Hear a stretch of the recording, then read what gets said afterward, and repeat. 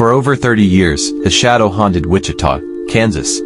He called himself BTK, short for bind, torture, kill, and he lived by those words. By day, he was a friendly neighbor, a church leader, and a city worker. By night, he became one of America's most terrifying serial killers. It began on January 15, 1974. The Otero family, father, mother, and two children, were found brutally murdered inside their home.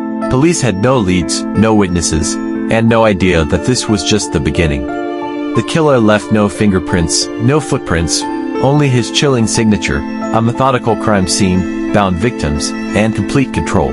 Wichita was shocked. A peaceful town suddenly felt unsafe. Then, months later, a typed letter arrived at a local TV station. The writer confessed to the Otero murders and demanded the world know his name, BTK. BTK craved attention. He sent letters to newspapers, bragging about his crimes, describing every horrifying detail. In one message, he taunted police, writing, "How many people do I have to kill before I get a name in the paper or some national recognition?" The people of Wichita were terrified. Women double-locked their doors, parents told their kids not to walk home alone. And yet, for years, BTK disappeared. The murders stopped, the letters stopped. And slowly, the fear began to fade. What no one knew was that Dennis Rader, a local compliance officer, church president, and Boy Scout leader, was BTK. He was the man who handed out neighborhood citations for overgrown lawns.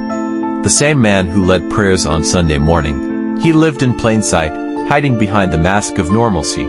Rader carefully planned each attack.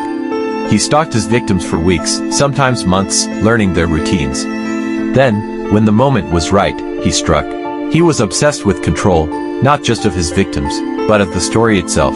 For over a decade, BTK remained silent. But in 2004, 30 years after his first murder, he couldn't resist the spotlight anymore. He sent another letter to a local TV station, taunting police once again.